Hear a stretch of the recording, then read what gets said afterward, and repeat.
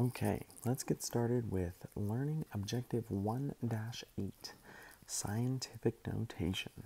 This is the last learning objective of the first unit, and so I hope you're looking back over the other learning objectives. I hope you're looking at your notes. I hope you're looking at your quizzes.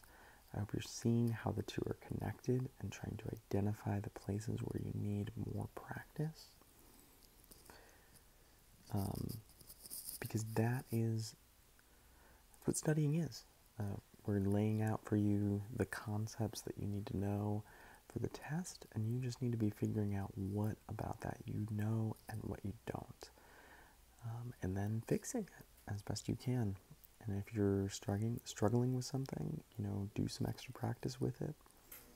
Retake the quizzes. Come in at royal time. Ask your teacher a specific question. Say, I don't know how to do metric conversions. And we can really help you with that if we know exactly what it is that you're struggling with. Pretty much all the learning objectives are equally valuable on the first test. And so I want you to make the most of your resources right now. The better you get at this right now, the more you practice studying and using your resources in physics this unit, the more it's going to pay off for the next 2 or 3 tests, because the next tests are significantly harder than this one. Not that this one is easy, that's for sure. Okay, so we're talking about scientific notation. Scientific notation is a way to write either really big, I'm going to say really large, it sounds more scientific, or really small numbers as easily as possible. And this is accomplished by using powers of 10.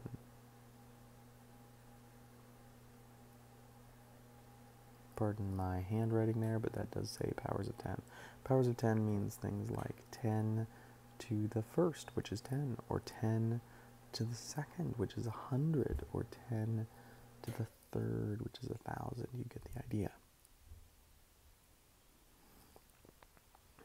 Okay, so let's look at this example right here.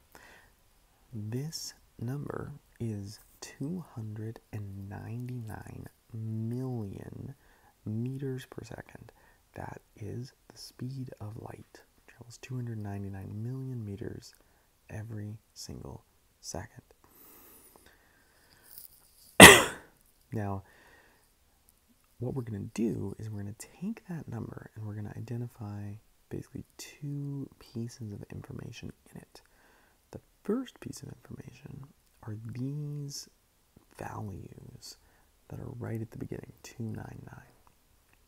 The second piece of information that we're going to identify is that there's a whole bunch of sort of zeros, a whole bunch of decimal places behind the first non-zero digit. The first non-zero digit is 2, and behind that there's all these decimal places. If you count them, that would be 1, 2, 3, 4, 5, 6, 7, 8 decimal places behind the 2.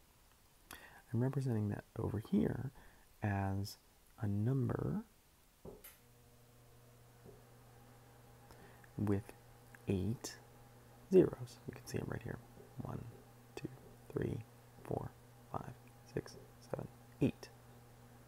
Okay, 8 zeros. So what I've done is I've taken the number 299 million and I've changed it into kind of a new format where I have these non-zero digits that were at the front written as a decimal, where there's just the first non-zero digit is in the ones place, and then everything else is after the decimal.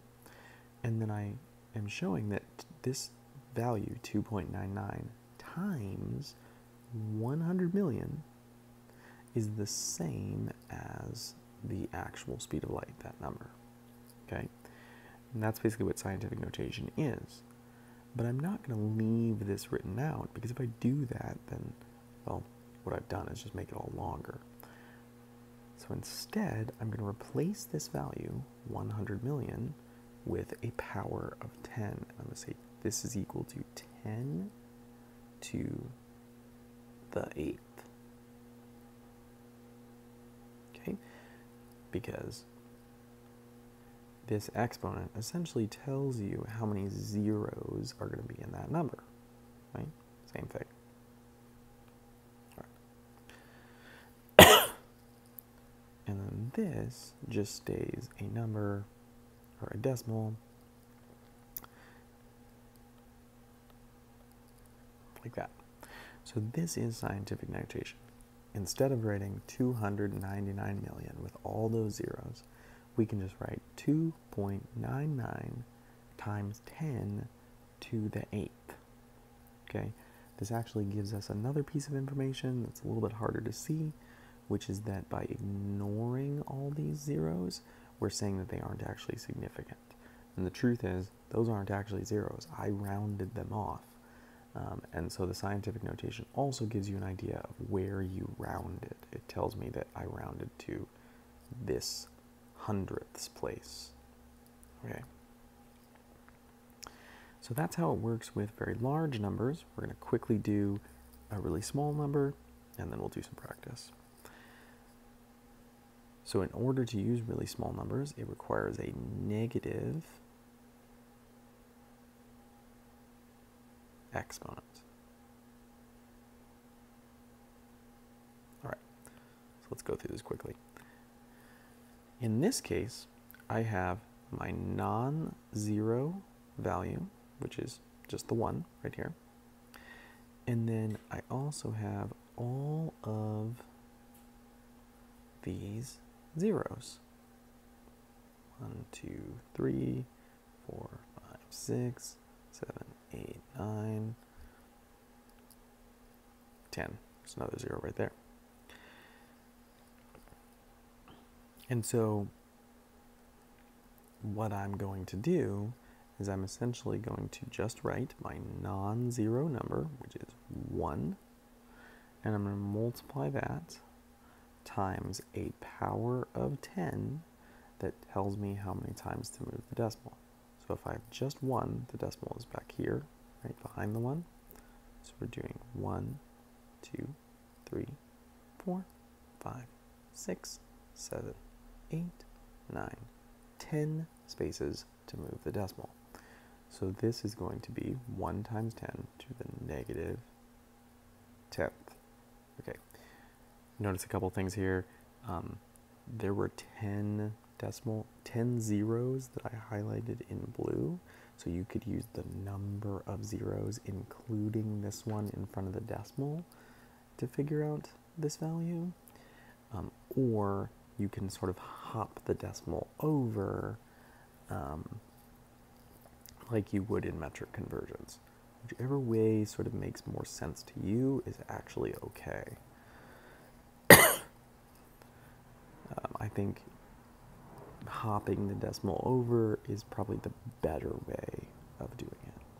Okay, so we can also go the other way around. So if we have scientific notation and we want to convert it into what's called standard notation is just a number, then the exponent tells you the number of spaces to move the decimal.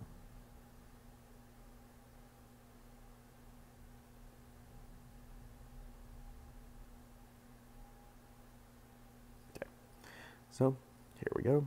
We've got our non-zero values right here, 1.377, and then we've got our exponent, our power of 10 right here. And so what we're going to do is I'm going to write 1377, and then I'm going to hop my decimal 10 places. So I'm going to 1, 2, 3, 4, 5, 6, 7, 8, 9, 10. My decimal's now right there, and I'm going to fill in all of these zeros leading up to it. Remember, the decimal was behind the 1. The decimal started right there, okay? And so then you just gotta go back in, you add these little commas, just so that you can kind of figure out what the number is. All right, last one.